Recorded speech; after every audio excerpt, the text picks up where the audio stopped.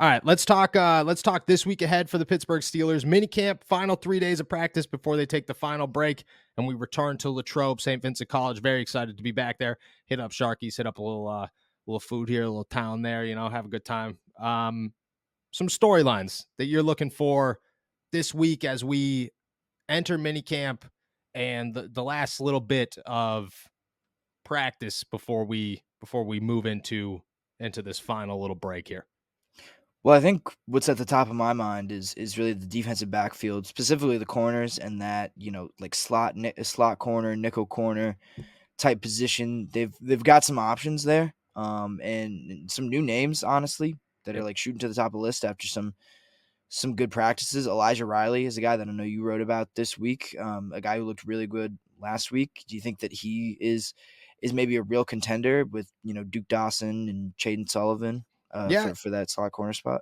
Yeah, I think so. I think so. The thing is, Chandon Sullivan's obviously going to be the favorite as of right now. Mhm. But me and you both talked about, it doesn't really come here with a bunch of impressive numbers. Like he's not really a guy that you're like, oh, this guy's instantly there. Elijah Riley he looked real good. And I talked to him last year when he signed with the Steelers or off the Jets practice squad, like in the middle of the season. He played 4 games. They eventually signed him to the active roster. He was a safety, and like just pretty much primarily a safety. I talked to him last week, the end of last week. He told me that he's playing just nickel pretty much. Still knows every position on the defense, but he's playing pretty much nickel. They want him to compete for that slot job. He's got experience there. That's where he played in college. And he said that what he kind of prides himself on is he's got an ability to rush off the edge that he doesn't think anybody else in Pittsburgh has, which I think is huge because, that gives you Mike Hilton vibes, you know what I mean? Especially if you got Patrick Peterson, who's going to be like that cover, like, if T. Higgins is in the slot, Patrick Peterson's going out there type of guy. You need somebody who's going to be able to rush the quarterback. If Elijah Riley could do that, that's huge. I also like that he's moved down because Elijah's always struck me as a very talented and smart guy. Like last year when I talked to him a couple of times and even watching him in the small limited time that he had in practice and in games, you could tell that this guy like understands. Like, he's from Army. So those guys Mhm. to me always kind of, Yeah. I'm just like, these guys know, they're as discipline gets.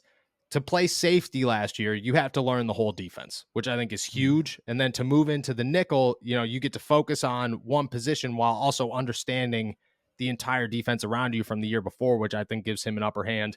Plus, it's his second year. Duke Dawson's his second year too, but he different story, only played corner, now kind of moving inside. I think Riley's a name to definitely watch in the slot. I think another guy who impressed me as well is Luke Barku, who told reporters last week that he actually had a couple of big plays, pick 6 at one point against Oh. Mitch Trubisky, which is huge. Yeah, this guy's only Mhm. 24 years old, comes from the XFL, never made it in the NFL, but comes back. I think he's a sleeper, kind of like Hakeem Butler took over the XFL signings for the Right. Steelers. Everybody's like, oh, this guy's gonna be awesome. Luke Barku snuck his way in here, impressing. I think it's really tough for anybody on the outside to make the roster, Yeah. but I think it's a name. I definitely think it's a name to watch in competition with like James Pierre and those guys.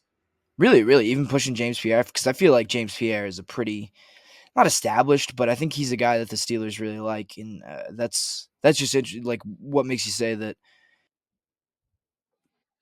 Barku was able to do last week, or is James Pierre maybe not? You're not as impressed with him. No, no, I'd say it's more off Barku. Like I think that at this point, you look at it like Barku's 24. I think the biggest misunderstanding is that James Pierre is 27. So Mm. like the He youth of kind of his career is is here, is but what he like, is. yeah, he is what he is. He's here. This is what you're going to get out of James Pierre. Maybe he's going to get a little bit better, but he's not going to get a ton better. Barku comes in here and he's 24 years old. He hasn't really landed on an NFL team extensively yet. He made some plays in the XFL. He played inside and outside, which I thought was really nice. This is a guy that you can mold more. This is a guy that still has some upside. You know what I mean? That you could look at and say, well, this is pretty much like he's a rookie. That at this point he's pretty much a rookie. If he comes in here and he continues to impress, like you got to look at him and say, do you take the guy with more upside or do you take the guy that you're more Mm. comfortable with? And I think James Pierre is a very capable corner on the outside. Like if you put Mm. James Pierre out there in a do or die situation, because injuries or whatever, I'm not saying he's not going to get the job done. I think he will. But again, like for your final cornerback spot, are you looking for that like minimal comfortability? Or are you looking for some upside? I think Barku's got a little bit of upside there. Yeah, that makes a lot of sense. I think the defensive backfield's probably the most interesting. Just not even just how the corners are all going to shake out, but I think how the safety snaps get split up and like how those Yep. guys like kind of all fit in together with each other, like between Keanu Neal and Peterson and then Minka and KZ. I think there's a lot of moving parts back there that and there are so many guys who I think could contribute in like a really like if you would be really comfortable with most of those guys being in the starting Yeah. lineup on week 1.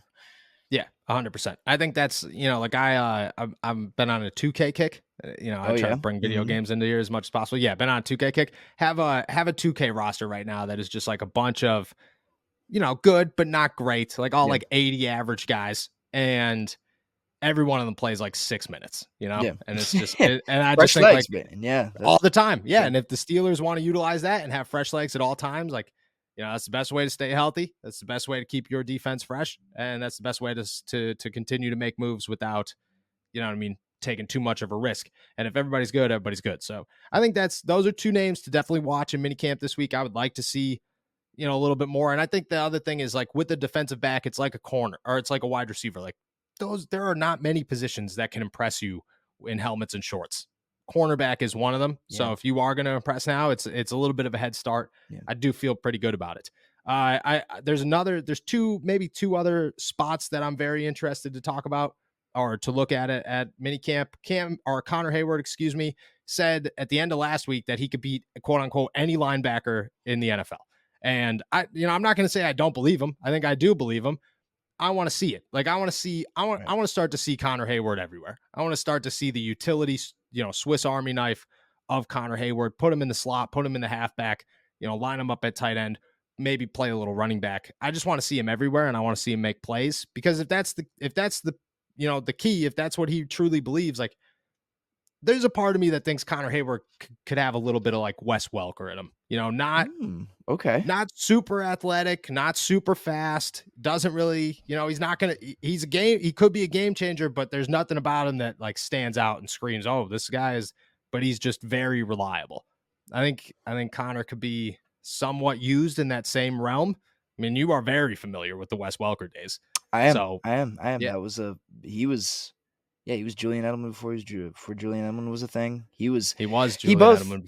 he both really he was a great Patriot. He also killed us when he was I think he was with the Yeah, Broncos at the Bronco. very end of his Yep. career. Yep. Yeah, traded. Those Yeah. Broncos teams were really annoying. They were like with Peyton and Demarius I lost my Thomas and Yep, Demarius Thomas. yeah. That Ronnie Hillman was over there. Yeah. That I lost my first ever sports bet to in one of those matchups. I bet it was Brady's.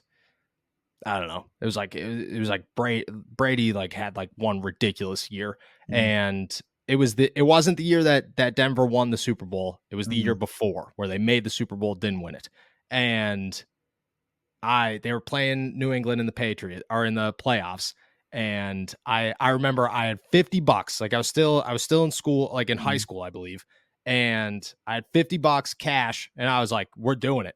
Found a bookie, put $50 on the Patriots to win. They lost. I didn't bet again for like 10 years. I Hell was yeah. like, I was like, Yeah. I was like, this is stupid. Why would we Why would that was the anyone most do this? This guaranteed win sucks. ever. This Yeah, no. I was so mad, dude. I was broke. I couldn't buy lunch at work the next day. I remember Mm, I was so, and my dad just like made me. He was like, "I told you not to bet on sports. It's a bad idea." And nowadays yeah. he just You he showed just gives him. in. You Yeah. If you check my FanDuel account, I yeah. have not. He has definitely been correct the Yeah. entire time. But that's my first ever sports bet. But that's who he gives me those vibes. I would like to see him be utilized everywhere. I'd like to see him start. Like I'd like Connor Hayward to be a headline this week and to be Yeah. like, oh, okay, this guy's in the mix. Calvin Austin was the guy last week. Allen Robinson's made some plays that have stood out that we've talked about. I want to see Connor Hayward be that next piece to say, oh, okay, yeah, let's talk about this guy. Yeah. I would really like to see something from Connor Hayward, like really anything. I feel like we heard a lot about what he could be and Yep. all the potential he has. It hasn't really materialized outside of like a touchdown catch against Atlanta. Yep. Um, It was a nice catch. Don't get me wrong. Oh yeah, But I don't know. There's a lot of talk about what he could be, and I kind of feel like I need to see it to believe it. yep, I know you're a Connor Hayward believer, but I don't know how there I am yet. Um, I agree. I think the potential's there, but like unless it actually can get put to work, I'm not. I'm gonna reserve some judgment about Connor Hayward. yep. I just I agree. because like I think there is also an element of if you have 3 positions or 2 positions, you don't really have one, and I feel like they're Yeah, trying to shoehorn him into an offense that just might not have room for him. I don't think he's necessarily a bad player, but I'm really unsure of where he fits in.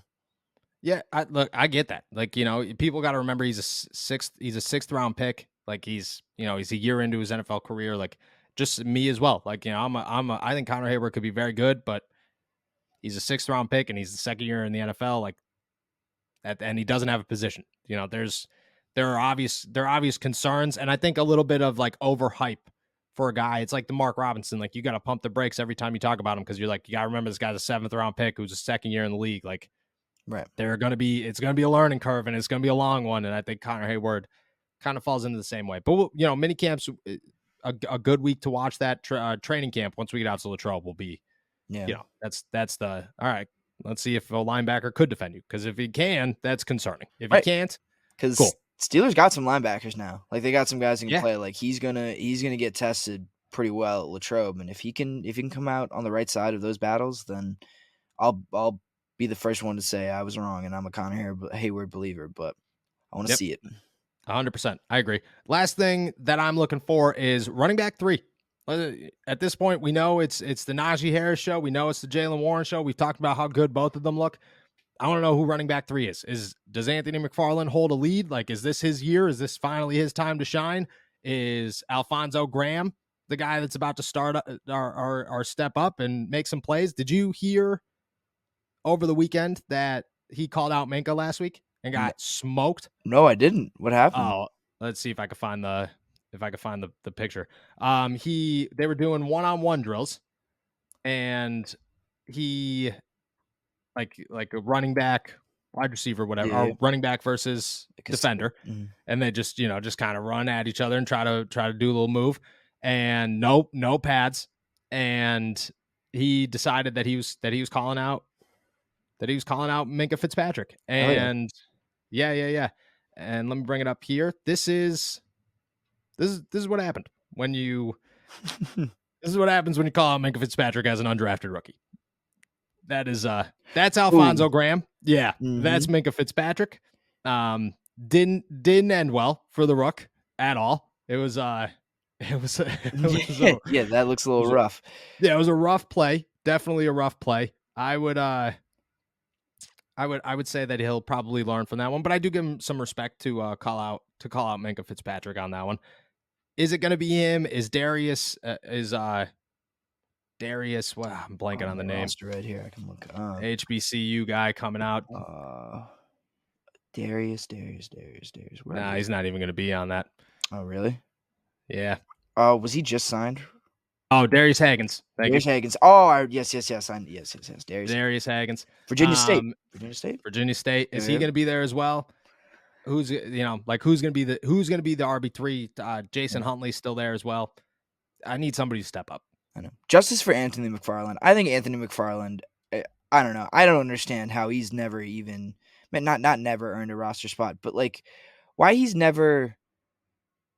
I just feel like he's very underappreciated. I feel like there's a lot of meat on that bone. He could really help this team in a couple different ways, like either on special teams, like change a pace back. I like Jalen Warren's got some speed to him, but Yep. imagine just giving it to Anthony McFarland on a jet sweep and just letting him run and just say find a hole and hit it. Like I would really like to see Anthony McFarland get some shine and get a little bit more respect, or send him somewhere where he will. Like Yep. I think he can play. I really like Anthony McFarland.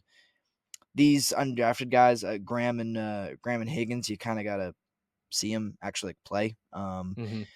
But I think Anthony McFarland, I like him. I'm don't have a favorite in this, but I think Anthony McFarland would be if I'm Mike Tomlin, that's the guy that I think should. He's my favorite, and he's the guy I'm saying you should win this. Like you should be our running back 3. Like there's really no reason that you shouldn't. You shouldn't let these guys beat you out. Yep. But you got to prove it, and you gotta really be there. Yeah, I agree. I think Anthony McFarland. I've been an Anthony McFarland dude. I think that he's capable of so many things. He adds a weapon in the return game if you need it. Like what this guy's able to do. And don't get me wrong, like he struggles in some places. Like he's got very lackluster vision at times when it comes to hitting those holes, and he relies on his speed a lot. But as an RB3, like if you could find a way to rely on that speed as well, like if you could use that, it just makes everything speed. You can't teach speed, man. Right. Like you just can't do it. And if you got it, use it. Use it to the best of your ability and try to make plays for it. And that's an RB3. Like you're not asking this guy to be on the Right. field ever unless he needs to be. And he proved last year against Indianapolis that he could make plays when called upon, and you're not taking a risk. And on top of that, he's still young. He's like 24 years old. Like it's Right. not like Anthony McFarland's old and coming out here and being like, do we really want a veteran? Like, no, he's not a veteran. He's barely a veteran. He's 24. Right. He's got his whole career ahead of him. Like he's still young, even in running back terms, and Mhm. he's got no tread on his tires. Like just give him a shot. That's how, but he's again, like, I think it is somewhat his job to lose, but at the same time, like it kind of strikes me as Mason Rudolph. Like it's his job to lose, but I think that grip, that ice is very, very thin for him to lose it. Yeah.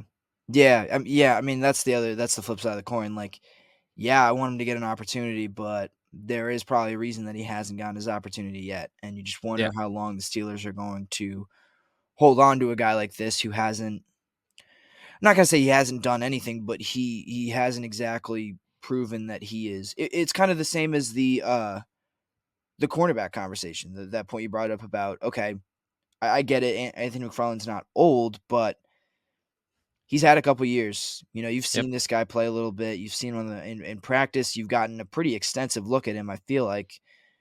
And at a certain point, you're going to kind of know what you're getting out of him, or Mm-hmm. at least you're going to know what he's going to be in Pittsburgh. Maybe a change of scenery changes that, but you have to make an evaluation of, okay, guy we know, guy we're comfortable with, or maybe a guy with some upside or maybe some potential like Higgins or Alfonso Graham. Yeah, I agree. I think training camp gives us more of that once the pads come on. But I think that again, running back's another position you could see a lot of good things. And like we've seen signs in the past, like when Jalen Samuels was on his way out, we knew that in OTAs. Like we Mhm. were like, this guy's done. Benny Snell looked good. You knew it. Anthony McFarland's looked good. You knew it early. Jalen Warren last year. I mean, that's Yeah. my thing with picking between these undrafted guys. Is last year I was so off on Jalen Warren that I'm so nervous to be off again. Like last year I was a Duke. What was his name? It was Oh, Mateo Mateo Durant. Durant, yeah. Yeah, like I was like, this dude is the guy, man. He looks Mhm. so good. And then Jalen Warren just turned into Jalen Warren. And I Yeah. was, I've apologized to him since and told him, hey, buddy, I was real wrong on you, but Mhm. I don't be wrong again. So I'm gonna let the play speak for me, and then Yeah, yeah, yeah. we'll talk about it with that.